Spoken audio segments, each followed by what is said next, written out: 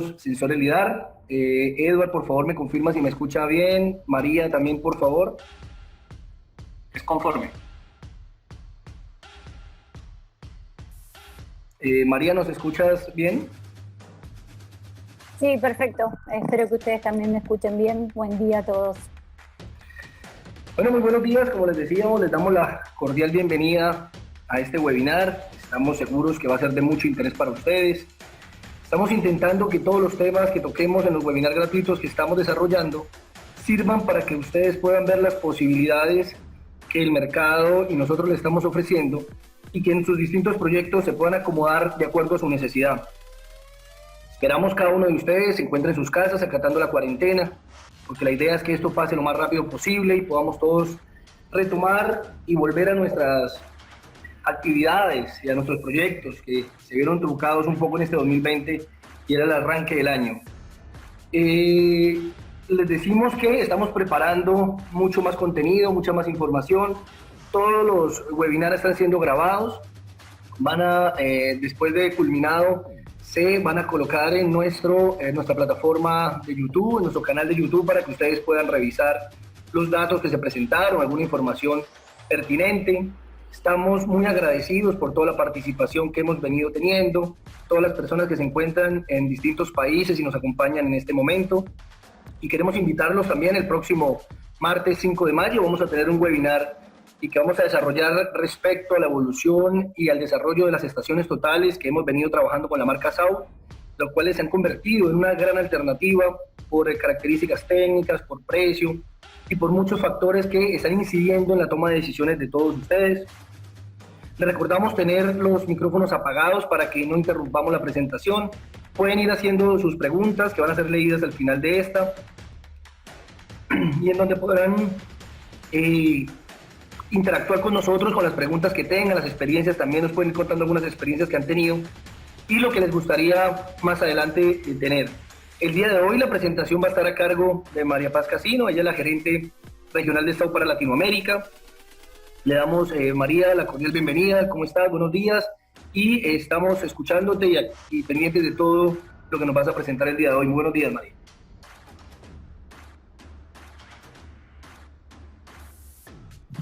Buenos días a todos. ¿Cómo están?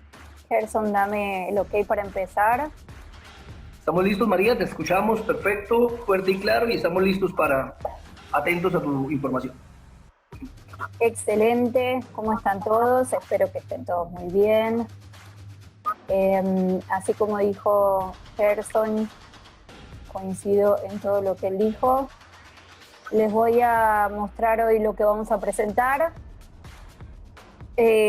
Como dijo él, mi nombre es María Paz Casino, me presento, seguro que algunos ya me conocen, otros por ahí todavía no tuvieron esa desgracia. Les hago una breve introducción. Yo trabajé durante muchos años en una empresa de topografía líder en Argentina. Luego de eso, y hace ya 2 años, trabajo directamente con y para el grupo South, que tenemos una oficina en Buenos Aires que sirve a todo Latinoamérica directamente, y yo soy su gerente regional. ¿Quién es South? Es una empresa asiática con el 70% del market share de ese mercado, que está presente en la topografía, en la minería, agrimensura, ingeniería, a través de sus instrumentos, de sus tecnologías e innovaciones hace ya más de 30 años. Como digo siempre, fueron 30 años de poner la tecnología al alcance de todos, 30 años de hacer el trabajo de campo más efectivo, más fácil, más productivo, más eficiente. Eso me alegra mucho poder contribuir con eso. Una vez más, gracias a Topo Equipos por el espacio, por el tiempo. Espero que les sea útil.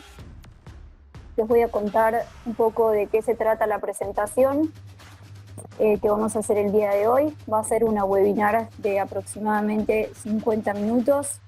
Me pongo ya mismo el cronómetro, como hago siempre, y les aviso, como siempre, que en la última parte voy a intentar contestarles todas las consultas que pueden ir escribiendo en el chat mientras hacemos la presentación. Si no encuentran el chat o no tienen habilitada la función o les pasa algo, no se preocupen, anoten las consultas y luego las envían por correo a Topo Equipos.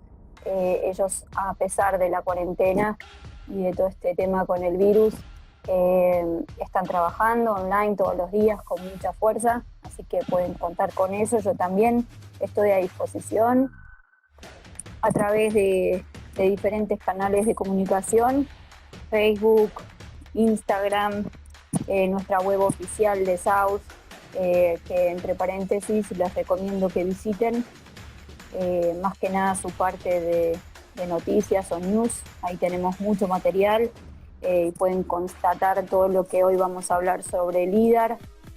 La idea un poco es que esta presentación abra una puerta hacia un camino que con gusto podemos acompañarlos y que nos gustaría que transitemos juntos.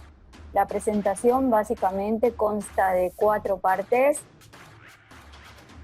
Sí, la primera parte es fundamentos generales. Es bien importante esta parte y bien nutrida porque es la que va a dar acceso a las demás partes, digamos. Les voy a explicar qué es un LIDAR, qué hace, cómo funciona, cómo son sus componentes, su hardware y su origen de una manera, la manera más sencilla que pueda. Luego vienen las aplicaciones, ¿sí? En qué campos de la ingeniería, de la topografía pueden verse trabajando con este equipo y cuáles van a ser los beneficios que tengan por esta tecnología. Terminando con este tema, voy a presentarles muy brevemente el flujo de trabajo con LIDAR. Les digo muy brevemente y subrayo esta parte porque la realidad es que podríamos hablar un webinar completo sobre el flujo de trabajo del LIDAR, y la idea de hecho es hacerlo, pero en otra ocasión, y que puedan entonces en esa otra ocasión entender bien en qué consiste el procesamiento de datos LIDAR y cómo se manejan estos datos. Y ya para el final les voy a presentar 2 casos prácticos en donde vamos a ver el desarrollo, los resultados y demás, para luego dar entrada a las consultas que hayan podido surgir durante la presentación. Si yo no puedo contestar alguna consulta en particular, no se preocupen, la dejamos pendiente para contestarla luego. Espero que les sirva y que entiendan de qué se trata. Así empezamos. Les dije al principio, fundamentos LIDAR. No vamos a hablar de un equipo en particular, aunque sí de todos en general, digamos cómo trabaja un LIDAR, es decir, los principios de cualquier solución o sistema LIDAR. El que vemos en imagen es el nuestro, de la marca South. Los modelos se llaman Z-Lab y se distinguen por su rango.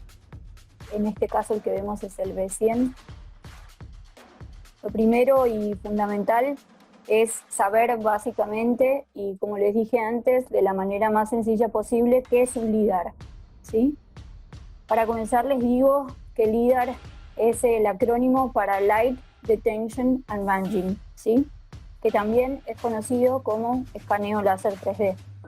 El LIDAR es una tecnología de detección remota basada en láser. Y la idea detrás del LIDAR es bastante simple y se los explico de la siguiente manera. Imagínense apuntar un pequeño láser en una superficie y medir el tiempo que tarda el láser en volver a su fuente de emisión. Es decir, en volver al dispositivo por el cual fue disparado, entre comillas.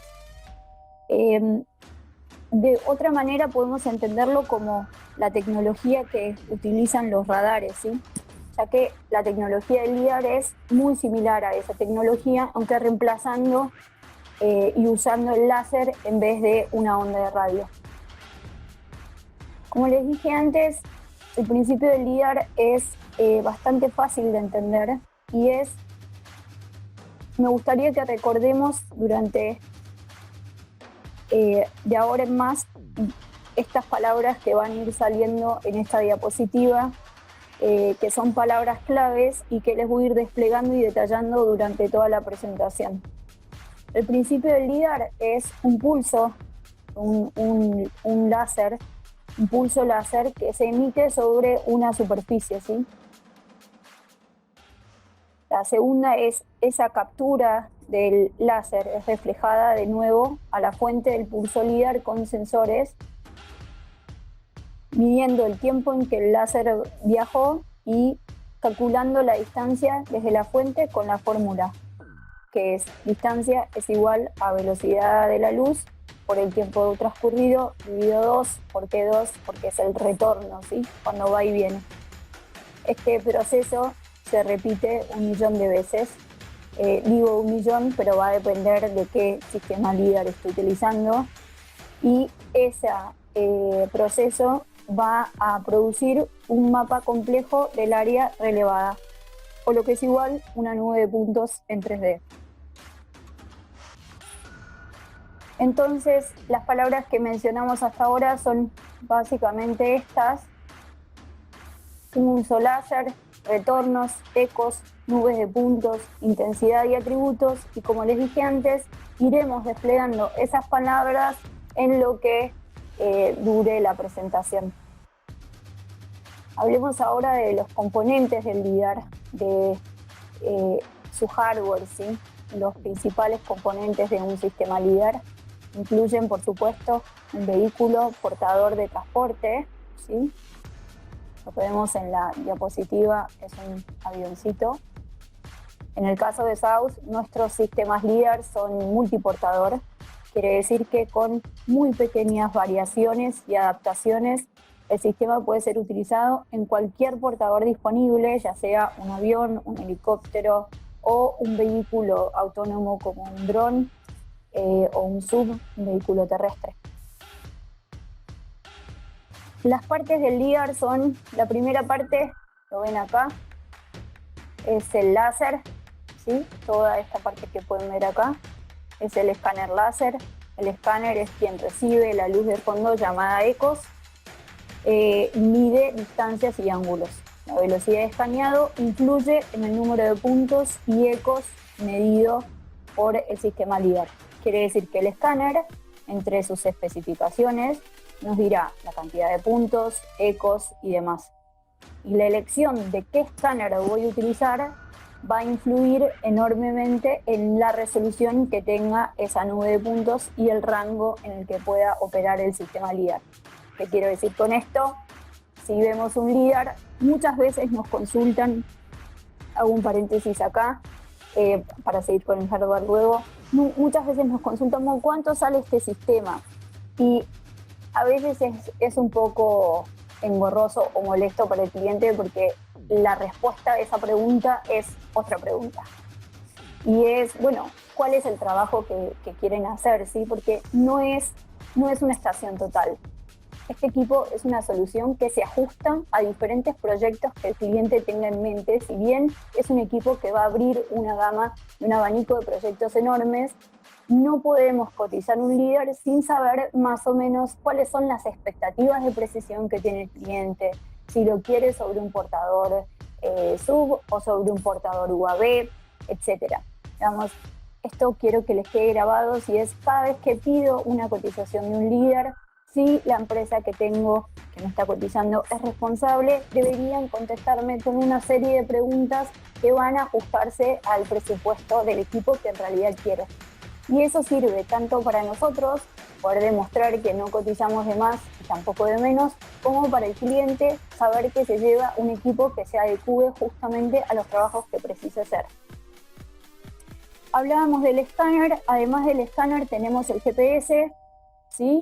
Interno, no lo van a ver, no es un receptor común como un Galaxy, ¿sí? Y el sistema, el IMU, o sistema de navegación inercial, quien es responsable de medir la rotación, la inclinación, el head, pitch, roll y yaw del sistema LIDAR.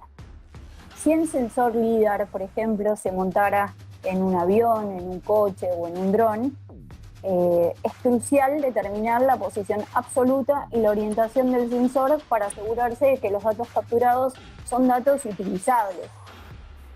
Los sistemas mundiales de navegación por satélite, o dicho de otra manera, NSS, pueden proporcionar información geográfica precisa sobre la posición del sensor, es decir, su latitud, su longitud y su altura.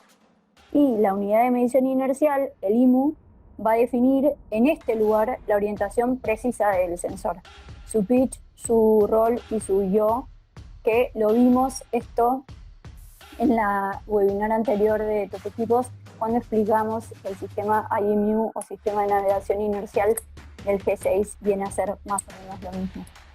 Los datos que registran la unidad GNSS y el sensor IMU se utilizan para generar datos en puntos estáticos, es decir, la nube de puntos de mapeo 3D.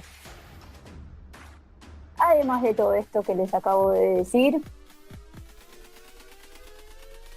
la información generada que acabamos de mencionar, se genera información adicional, ¿sí? Junto con cada valor posicional, junto con X, con Y, con Z, se genera una información adicional y eso lo llamamos atributos del punto LIDAR. Y los atributos del punto LIDAR que se mantienen para cada pulso láser registrado pueden ser, por ejemplo, entre otros, la intensidad, ¿sí? Que es la fortaleza de la evolución del pulso láser que generó el punto LIDAR. ¿Para qué me sirve eso? Por ejemplo, poder detectar humedades o diferentes materiales o grietas, digamos, la intensidad, cómo se devuelve ese punto LIDAR a la fuente emisora, me va a dar un atributo de ese punto. El número de devolución, esto se refiere a los ecos y a la cantidad de veces que puede ser reflejado ese mismo punto. Muchas veces creemos que todos los puntos llegan hasta la superficie de la Tierra, eso no es así. El pulso láser puede tener hasta 5 devoluciones, dependiendo en cuántas entidades se refleja y las capacidades, obvio, del escáner que tenga para reflejarlas, la cantidad de devoluciones, los valores de clasificación de los puntos. Cada punto LIDAR que es postprocesado puede tener una clasificación que define el tipo de objeto que reflejó el pulso láser, ¿sí? Los puntos LIDAR se pueden clasificar en varias categorías que incluyen suelo, terreno desnudo, parte superior de un árbol o corteza forestal, incluso agua y así sucesivamente.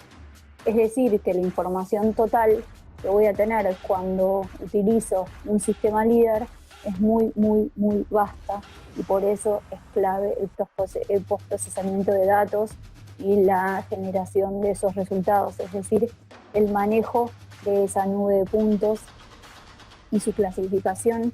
Pero como les dije antes, ojalá podamos hablar de esto con mayor detalle en otra oportunidad. ¿Cómo nace un LIDAR o cuál es la idea, cómo se concibe a partir de otros equipos y cómo ese desarrollo deriva en el que conocemos hoy como sistema LIDAR o solución LIDAR? Una estación total y un RTK como equipos convencionales. El LIDAR es una tecnología que está todavía en continuo desarrollo, es muy dinámica y comienza con esta idea, ¿sí? La combinación de una estación total y un RTK, lo que da como resultado una estación inteligente, como la Navi, por ejemplo, que la mencionamos en alguna oportunidad. Es una estación con NSS incorporado, recientemente lanzada por el grupo SAUS. Si a ese instrumento, si a esta estación inteligente le agrego una base nivelante giratoria en horizontal y un prisma reflector giratorio en vertical, tendría como resultado un escáner láser, pero fijo, ¿sí? Estático. Si a ese escáner láser le agrego una unidad de medición inercial, o INS o IM, y el GNSS que me va a dar el posicionamiento, tengo por fin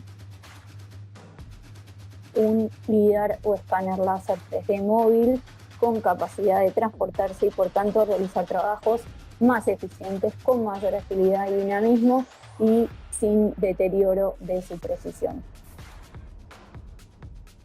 Para hacerlo acotado, aunque lo vamos a ver con más detalle más adelante, cómo captura los datos. y hablando de sus componentes de hardware que vimos antes, este escáner 3D móvil va a tener información de objetos circundantes, es decir, objetos externos, y va a tener información propia, ¿sí? De objetos circundantes, de todo lo que es externo, se va a basar en este grupo, el escáner más la cámara. No la mencionamos la cámara antes porque puede incluirla o no. Digamos, es un sensor de fotografía común, son las mismas que utilizamos para fotogrametría. De la cámara puedo prescindir, aunque con ella voy a poder tener más información y posibilidades durante el trabajo de los procesamientos, ¿sí? Me va a ayudar a que sea de alguna manera más preciso y también más simple. Y el escáner, claro, es el que va a disparar los pulsos láser y me va a dar información de objetos circundantes y objetos externos. Y hablando del hardware, que me da información del sistema, del portador móvil, es, claramente el GNSS y el IMU, ¿sí?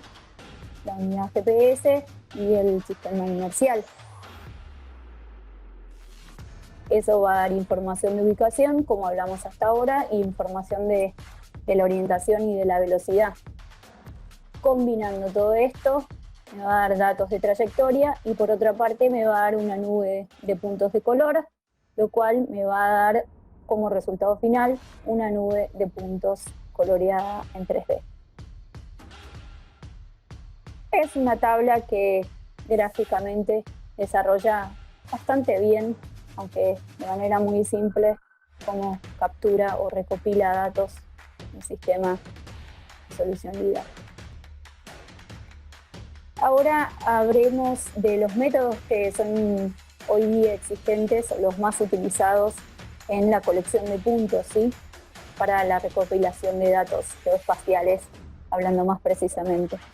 Desde la colección de puntos en tierra, con los métodos convencionales, como los que vemos acá.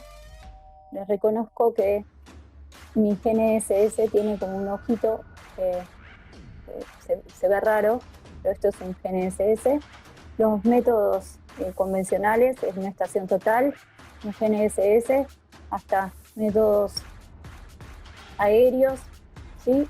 Fotogrametría basada en satélites o aeronaves de mediana altitud, así también como fotogrametría basada en UAV, drones o aeronaves de baja altitud. Esta es la más típica, la más accesible, la más extendida, pero no siempre, y remarco esto, aunque sea polémico, no siempre la más adecuada, ¿sí? Y por último, los escáneres láser, fijos o móviles. En este caso vamos a hablar de los fijos. Les adelanto que en las próximas diapositivas vamos a ver cada uno, básicamente sus pros y sus contras, sus principales ventajas y desventajas, aunque claro, me gusta decirles esto porque las ventajas o desventajas de un instrumento primero tiene que ver con su operador. Si yo puedo tener la mejor estación total del mundo, pero si no puedo hacer uso de las funciones y de real uso del equipo, digamos, no va a importar que sea la mejor o la peor. Entonces, es muy bueno aclarar que las ventajas o desventajas no solo dependen del equipo, sino también de su operador y del trabajo que quiero hacer, ¿sí? ¿Es el LIDAR el mejor equipo del mundo, el mejor instrumento que viene a superar a todos los demás? No. Es adecuado para algunos trabajos y muy eficiente respecto y en comparación con otros, pero claramente no se ajusta a todos los trabajos, ¿sí?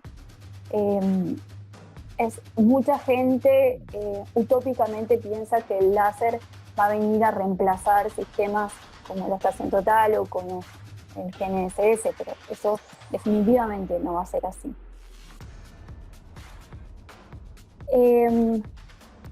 Como les dije antes, evaluemos los pros y las contras, ventajas y desventajas, por llamarlo de alguna manera, de los equipos tradicionales. Hablemos de GPS, GNSS, que se parece un poco a otro equipo. ¿Qué decirles sobre este equipo que no sepamos ya? Sus ventajas son muchas y desde su aparición y posteriores desarrollos debo decirles que es una de las herramientas más poderosas. Las últimas unidades, además, que traen IMU, no están descritas acá igual, el sistema de RTX, Exfil y demás, hacen que estas ventajas que tienen los sistemas GNSS sean todavía mayores. Entre algunas de sus ventajas podemos mencionar, sin hablar de equipos de alta gama o ni siquiera mencionar esto del IMU y el RTX, el GNSS goza de una excelente precisión posicional, ¿sí? Tiene hasta nivel de centímetros, sin contar que haciendo un buen postproceso se puede llegar a precisiones milimétricas. Su asequibilidad quiere decir que sus costos son en general cada vez más bajos y eso hace que una mayor cantidad de público pueda acceder a este instrumento y utilizarlo en sus trabajos. Recolecta solo los datos requeridos, digamos, no hay abundancia ni sobrecarga de información. Es bastante fácil de usar y tiene lo que llamamos un ciclo de trabajo moderado, ¿sí? Quiere decir, para configuración y demás, no es un equipo que requiera demasiado trabajo, es compacto, portátil, eso lo hace conveniente para el transporte. Sí, como desventajas, principalmente les menciono siempre su pérdida de señal, lo que tiene que ver con el acceso a sitios difíciles. El trabajo de campo resulta muy laborioso, muy cansador, se requiere varias unidades, no con una sola unidad no podemos trabajar. En general necesitamos 2 o 5 para campañas más grandes, más unidades, lo cual nos va a requerir más operadores, lo cual nos va a requerir mayor entrenamiento y demás. Hablemos ahora de la estación total, querida, confiable, pero ya algo rústica, ¿no? No quiero ofenderla porque yo la quiero mucho, me parece una obra maestra de la microingeniería, y sigo pensando que sin las estaciones totales muchos trabajos quedarían incompletos, pero es rústica respecto de su eficiencia, ¿sí? La estación nos demora, no solo porque todo lo que requiere para realizar el trabajo, sino porque todo lo que tiene que ver con la intermisibilidad, la variedad de resultados que tiene es muy limitada. Para ser sinceros y resumirlo, lo que la estación puede tardar en hacer un trabajo, en colectar una cantidad de puntos, la estación tarda meses, mientras que el GNSS reduce ese tiempo a semanas, ¿sí? El trabajo con la estación, con el GNSS también es muy laborioso el trabajo de campo.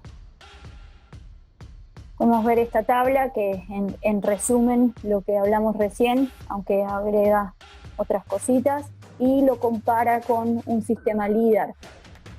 Es una tabla que me satisface, pero les vuelvo a decir, es una comparación simplemente de cosas frías, ¿sí? de cosas que no tienen que ver con particularidades del trabajo ni con desmerecer otro equipo u otro. Vemos punto por punto la limitación en la operación, la exactitud en la medición, la intensidad de trabajo, la carga de procesamiento, la diversidad de las salidas, su eficiencia cartográfica y cuál es la gama de aplicaciones que tiene ese instrumento, ¿no? Y señalamos, obvio les dejo esta PPT, esta presentación disponible para que lo puedan analizar con más detalle, pero es básicamente lo que acabamos de mencionar. ¿Qué pasa entonces con el escáner láser fijo y los drones para fotogrametría? Sobre el escáner láser estático, que es este equipo que vemos acá arriba, comparte algunos puntos a destacar con el LIDAR, aunque no todos. Sí, esto de recopilar datos masivos y poder reconstruir por ello escenarios complejos, visualizados en 3 dimensiones y claramente a una velocidad increíble. Así como les dije, hay una tabla comparativa, así como les dije que lo que la estación tarda meses, el GNSS tarda semanas, un láser tarda días, por no decir horas. Tiene producciones digitalizadas de alta densidad y por supuesto alta precisión, y esto hace que mejore en muchos aspectos los procesos de trabajo, de diseño y demás. Aunque claro, como desventaja podríamos decir que el entrenamiento para el uso de estos equipos es mucho más profundo, mucho más dedicado, para poder manejar y clasificar esa cantidad de datos, de información que obtengo. El escáner láser estático, al no ser móvil, hay que ir moviéndolo manualmente de un punto a otro, teniendo en cuenta los problemas que eso puede ocasionar o conlleva. Hay muchos huecos de información que quedan vacías y se debe seguir una sistematización del trabajo muy estricta. Respecto del dron y la fotogrametría, lo vamos a ver con algo más de detalle adelante. Tengo algunos ejemplos más visuales que les voy a mostrar en algunas diapositivas más adelante. Pero les adelanto que, claro, su eficiencia es mucho más alta, su precisión está garantizada en la mayoría de los casos. Claramente el que realiza los vuelos va a tener que tener claros algunos conceptos, algunas configuraciones, requiere de curso de entrenamiento también, y en algunos lugares hay restricciones, no todo el mundo puede volar un dron, se necesitan licencias.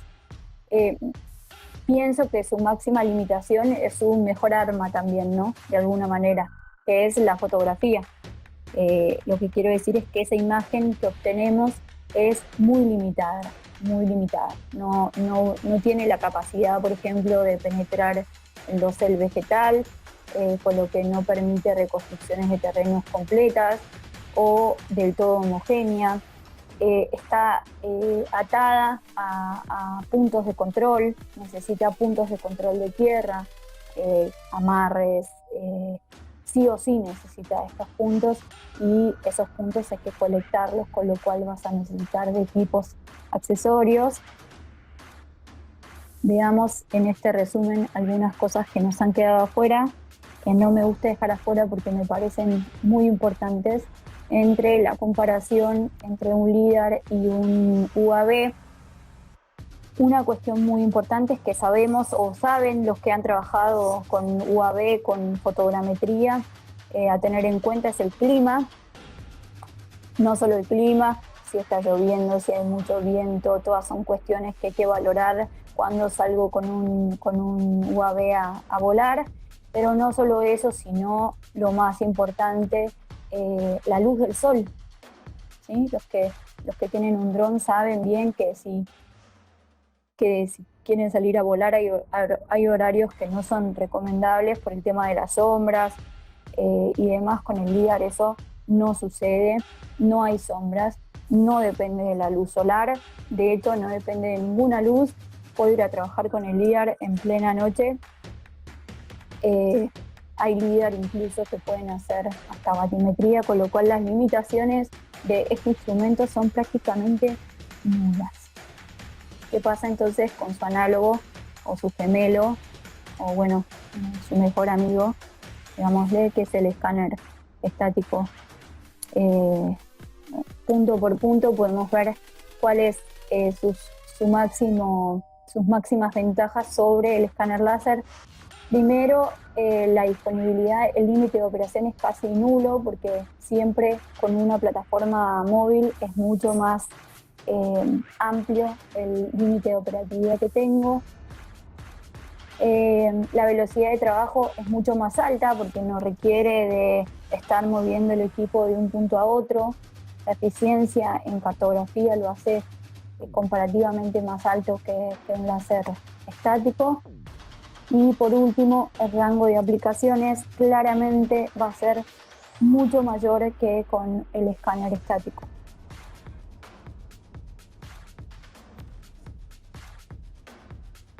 Habiéndoles expuesto todo esto, entonces me gustaría repasar las bondades y ventajas y también, ¿por qué no?, las desventajas del LiDAR en sus 3 modalidades, porque les repito, nuestro equipo es multiportador, puede ir en un sub o camioneta, puede ir basado en UAV, o puede ir basado en helicópteros. Claramente no voy a poner un equipo de 100 metros de rango en un helicóptero porque no voy a poder hacer mucho. Tiene que ver con lo que les comenté antes, con los requerimientos del trabajo. Estas son las 3 modalidades más utilizadas, aunque hay más. Lo primero que les digo es que penetra el desele vegetal para obtener una superficie de tierra desnuda, es generar datos de TM de alta precisión. Esto hace que pueda reconstruir de manera vívida escenarios muy complejos o irregulares, ¿sí? Puede disfrutar de múltiples plataformas, de modo terrestre, aéreo, opcional. Esto lo hace mucho más flexible que un láser estático o estacionario. Es independiente de los puntos de control. En general, en fotogrametría los llamamos puntos de control. En LiDAR, con Sky Solution nos gusta llamarlos chequeos, que hacen que midamos algunos puntos con GNSS y podamos chequear qué precisión estamos obteniendo con el LiDAR y qué precisión obtuvimos con el GNSS para así verificar cómo son los resultados que estoy obteniendo. Sus ventajas, para resumirlas, es su eficiencia, la precisión y la cantidad y amplia gama de resultados. ¿Qué podríamos mencionar como cosas no favorables? El costo, ¿sí? Es un equipo que es algo más caro que el resto de los equipos, claramente. Me gusta decir que no estoy tan de acuerdo, aunque estoy obligada a decir que el costo es una cosa desfavorable, no estoy tan de acuerdo con este punto porque si bien la inversión inicial en la compra del equipo es más elevada comparada con otros equipos, también es mucho más elevada la ganancia que obtengo al tener un equipo de estas características. ¿Qué quiero decir? Puedo hacer más cantidad de trabajo en menor cantidad de tiempo, que es lo mismo decir, puedo hacer más trabajo. O sea, puedo tener más cantidad de resultados entregables, de outputs, más variedad, más precisos, que se pueden aplicar a diferentes proyectos, y esto va a distinguirme de los que tengan equipos convencionales o sin tantas utilidades. Luego, lo típico, ¿sí? Tengo que dedicar tiempo para adquirir las bases y la especialización con respecto más que nada a lo que tiene que ver con el procesamiento y la clasificación de la nube de puntos. Para eso, SAUS tiene un equipo de expertos dedicados especialmente y al 100%, ¿sí? En el entrenamiento de la clasificación y el postprocesamiento de datos. Cuando nosotros entregamos un LiDAR, nos aseguramos que sea tan productivo y eficiente como sabemos que es, y eso depende mucho y casi todo, o en gran medida, el traspaso de información y de conocimientos que quien está proveyendo ese equipo tenga y pueda dar. Nosotros sabemos los secretos del LiDAR y queremos contárselos. En resumen, estas son las características clave de lo que hemos conversado sobre el LiDAR y hasta aquí sus fundamentos. El LiDAR es un sistema de teledetección remota que es ampliamente eficaz, muy eficiente, tiene precisión y exactitud, puede penetrar el dosel vegetal, puede ser multiportador en el caso de SAUS, no necesita puntos de control, ofrece tiempos de entrega rápido en comparación con otros equipos, al menos un tercio de tiempo menos en el ciclo de trabajo, lo que nos va a ahorrar mucho trabajo en el campo y podemos gozar de las bondades del trabajo de oficina. Podemos seguir hablando de los fundamentos del LiDAR. Quedo atenta a quienes quieran luego de la conferencia comunicarse con Top Equipos y coordinar con ellos reuniones privadas sobre el LiDAR, en donde podamos despejar cuestiones que no mencionamos acá por un tema de tiempo, ¿sí? Iniciamos así la parte 2 aplicaciones posibles. Me gusta subrayar acá que el LIDAR hable posibilidades que no puse en este PowerPoint, solo les nombré algunas, pero no quiero dejar afuera aplicaciones como ingeniería en general, forestal, silvicultura, agricultura, investigación medioambiental, arqueología, en fin, son muchas en verdad y muy variadas. Les menciono algunas, como por ejemplo transmisión de líneas eléctricas, ¿sí? O en la industria de la transmisión de energía. Puedo hacer mediciones sin contacto de larga distancia, con lo cual protejo a los operadores y detectar así problemas de flacidez en las líneas o planificar actividades de recorte, ver cómo se encuentran los tendidos eléctricos sin necesidad de exponerse, seguridad garantizada. Riego, todo lo que es construcción de acueductos, les agrego también petróleo, sondeo de tuberías para optimizar operaciones y todo lo que es el mantenimiento, todo lo que tiene que ver con esto, riego, represas, construcción de acueductos, petróleos, donde el DTM es crítico y por tanto el control de la exactitud tiene que ser muy estricto y necesario.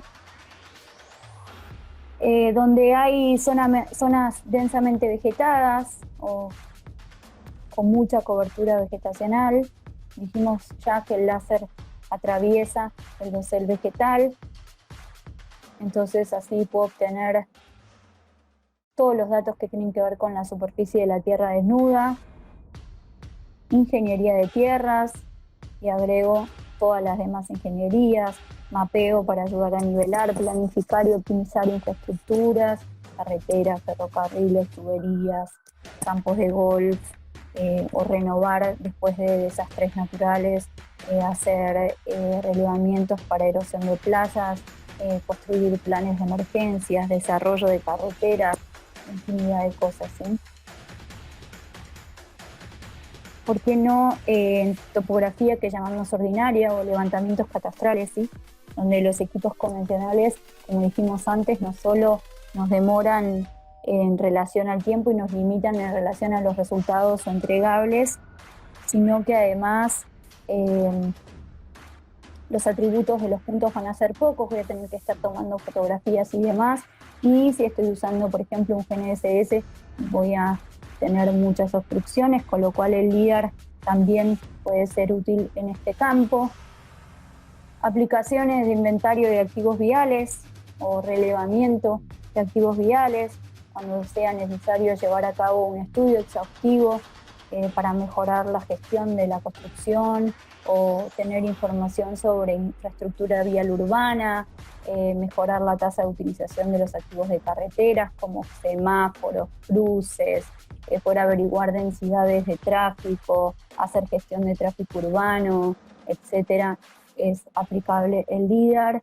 Y por último, claro, en escenarios de difícil acceso, zonas de trabajo difíciles, no solo difíciles porque es difícil ingresar y llegar a esas zonas, sino también la movilidad dentro de ellas es difícil, con lo cual podríamos echar a volar un dron y tener acceso y además tener infinidad de información de esas zonas que no podríamos obtener con otro instrumento. Dicho todo esto, ingresamos a la parte 3, voy a tratar de no demorar mucho, es una breve introducción al flujo de trabajo. Sí, les vuelvo a remarcar que ojalá podamos hacer una webinar sobre todo lo que es el flujo de trabajo, porque es una parte bien nutrida y muy interesante respecto del LIDAR. El flujo de trabajo consta, para resumírselos de alguna manera, de 4 pasos principales, que luego, claro, se van a subdividir en otros. Es muy interesante e importante por tener información de todo lo que es el postproceso y que esta sea transmitida realmente por especialistas. Hay muchas empresas que hoy venden LIDARs y soluciones muy escasas y limitadas, y entonces el cliente cree que ahorró respecto de su presupuesto, y en realidad va a tener una máquina que no va a poder ser tan eficiente como debería ser. Les reitero, visiten nuestra página, ahí van a poder ver todos los trabajos que nosotros realizamos con Líder. Contamos además no solo con los equipos, sino con un centro de procesamiento. Nosotros no solo tenemos las máquinas, sino también damos el servicio. Tenemos uno de los centros de procesamiento más grandes de Asia, donde podemos gestionar sus datos si es lo que necesitan. Los pasos son 4, como les dije. El paso 1 es la preparación del trabajo de campo. Luego de eso, la captura de datos. Una vez que los datos son capturados, el paso de procesamiento de esos datos, y luego a la producción de salidas, ¿sí? A la generación de los entregables, a los outputs. La preparación del trabajo de campo es la parte esencial y fundamental. Muchos piensan que es la más básica, pero es la que hay que tener más cuidado, porque es como la salida, el pateo inicial del partido. Voy a tener que tener un archivo KML o KMZ que se genera en Google Earth, donde pueda ver cómo están las condiciones del terreno. Voy a tener que saber, como les dije antes, cuáles son las demandas que tengo, ¿sí? La exactitud, la escala y demás. Y además voy a planificar todo lo que tiene que ver con el trabajo de campo, ¿sí? Cuál va a ser la ruta, qué equipo voy a utilizar, cómo lo voy a utilizar, con qué portador y demás. Una vez que tengo todo eso, voy a iniciar la captura de datos haciendo todo lo que es la instalación de software, de hardware, es decir, configuración del LIDAR con nuestros softwares y demás. Hago la inicialización del sistema y arranco con la captura de datos y termino con la finalización del sistema. Una vez que he capturado todos los datos, inicio el procesamiento de trayectorias, GNSS y IMU, como les conté antes. Después arranca el procesamiento de la nube de puntos de alta precisión. Eso quiere decir que uno los datos de trayectoria con los datos de la nube de puntos. Y por último, voy a procesar la nube de puntos con las imágenes si opté por tener un sensor de imágenes en mi solución LIDAR. Y con eso voy a producir mis resultados o mis salidas. Voy a poder generar el DEM, el DOM, los contornos, también mapas vectorizados y las líneas de corte de volumen y demás.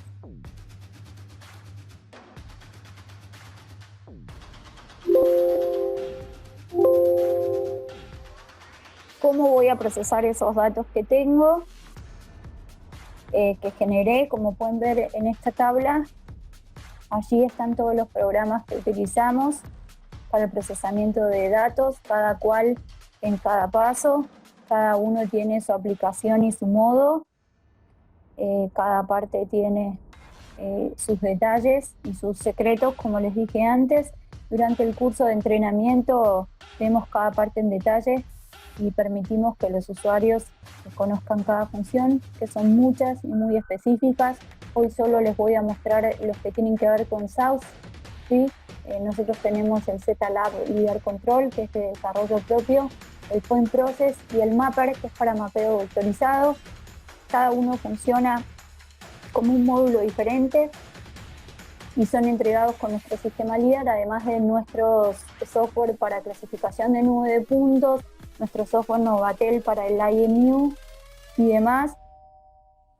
Podríamos resumir toda esta sección de la presentación de la siguiente manera y les voy a describir esta tabla, que es lo que vimos desde el principio. Tenemos datos crudos, ¿sí? Que son los datos del láser, más los datos del IMU, más los datos del GPS, más los datos de una base que voy a utilizar para el chequeo o la confirmación de mi precisión, algunos puntos conocidos, imágenes aéreas y datos de puntos de control. Eso me va a dar una generación de outputs, que son los que vemos en este lado de la tabla. Esos outputs me van a generar unas entregas, ¿sí? Como mapa de líneas vectoriales, datos de sección transversal y vertical o mapas de secciones, y eso lo voy a poder aplicar a diferentes campos, como obras de diseños, otras aplicaciones. Estamos llegando casi a la última parte de la presentación, la voy a resumir. Es un caso práctico, es algo extensa, pero voy rapidito porque me quedan solo 8 minutos. Para no aburrirlos con detalle, ojalá podamos ver luego en otra ocasión estos temas con mayor detenimiento. Vamos a ver un caso de referencia en Malasia. Es el desarrollo de una vía alternativa, en total 418 kilómetros. Nos vamos a situar en una casilla de peaje de Karak. Esto es una imagen del Google Earth. ¿Sí? La pueden ver en la pantalla. La metodología de trabajo la pueden ver del lado izquierdo de la pantalla. Comienza, como muchos otros, estableciendo algunos puntos de control. Estos puntos, ya les dije, no son para amarre, sino para chequear la precisión. Se establecen 10 bases en total, con 20 kilómetros de radio para cada base, entre cada una. Y se empieza con la planificación del levantamiento, ¿sí? O del trabajo. Se realiza un plan de vuelo, que lo pueden ver acá abajo.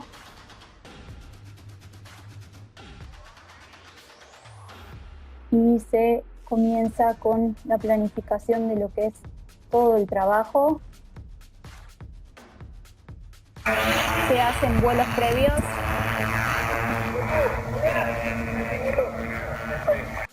Se hacen vuelos previos, reuniones para evaluar cómo va a ser la adquisición de datos y demás. Una vez que se hace eso, se comienza con la adquisición de datos propiamente dicha. Lo que vimos al comienzo. Captura de datos LIDAR, datos de la cámara, captura de imágenes en ortofoto, datos de posición, todo lo que tiene que ver con información circundante, externa y interna.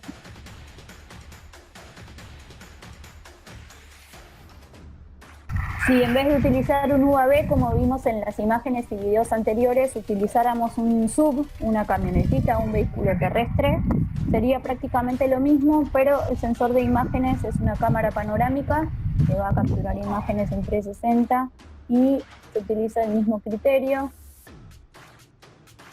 adquisición de datos externos, internos, etc. Esta adquisición de datos es el turno del procesamiento de esos datos y la obtención luego de la verificación de los datos y la extracción de los datos, ¿sí? Esos datos van a ser DTM, DSM, DOM, y se van a poder extraer. Vamos a ver cada uno en detalle. Acá ven la corrección de imagen y la generación del DOM, o modelo de ortofoto digital. Se puede hacer algunas correcciones de imágenes, lo pueden ver acá.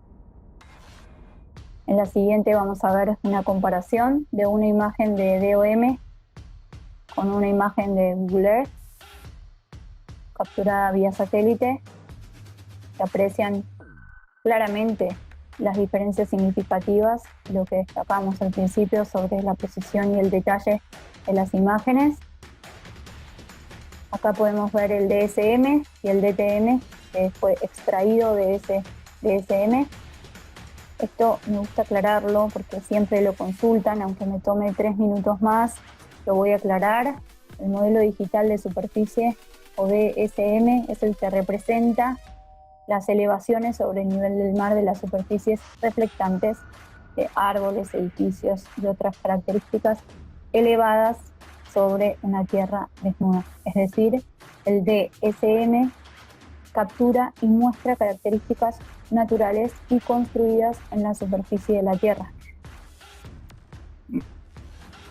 Cuando se anula la vegetación y las características creadas por el hombre a partir de los datos de elevación, se genera lo que llamamos DEM, y para efectos prácticos un DEM es generalmente sinónimo de DTM. Se los repito, se los resumo, así se los clarifico en pocas palabras. Un DSM crea un relieve de tierra incluyendo vegetación, edificaciones y objetos presentes, mientras que un DEM muestra solo el relieve del suelo, ¿sí? La superficie de la tierra desnuda. Un DTM es un DEM que incorpora otros elementos geográficos como crestas, líneas, ríos, etc. Podemos ofrecer también la opción de vectorización de mapas. Les conté sobre el ZLab Mapper, un TORS o mapas de vectores. Aquí vemos el resultado de eso. También lo podemos ver en esta diapositiva. Vectorización de mapas. También podemos superponer ese mapa vectorizado con un ortofoto que tuvo el sensor de imágenes, y como resultado voy a tener imágenes completas como la que vemos acá, que es una ortofoto superpuesta con mapa vectorizado, nube de puntos especificada en diferentes colores que tienen que ver con sus diferencias de elevación, siendo el rojo claramente los puntos más altos y el azul los más bajos. Se puede ver también la ausencia de sombras, como les dije, solo se ven huecos de información donde los puntos no son tomados, lo ven como negro, ¿sí? Por ejemplo, debajo de este techo de la cabina. Como detalles de las nubes de puntos, me gustaría mostrarles una serie de cortes, y esta es la cabina. Esta serie de cortes deja al descubierto cómo se distinguen los árboles claramente en la superficie de la Tierra, y eso asegura una clasificación exitosa. O en el siguiente corte, ¿sí? Cómo la arboleda se distingue y se ve claramente la diferenciación de la altura del árbol, su follaje. Cuando finalmente la clasificación de la nube de puntos termina, podemos ver los puntos anaranjados, son superficie de tierra desnuda, en contraposición a los puntos verdes, ¿sí? Que los vemos aquí, que pertenecen a objetos, vegetaciones y demás. Y una vez que está todo eso puesto, lo podemos extraer y tener lo que es el DTM. Vimos cuando iniciamos este caso que habíamos salido también con un vehículo terrestre o un sub. Acá vemos el resultado. Esta es la nube de puntos coloreada y esta es la nube de puntos tradicional, digamos, en escala de grises.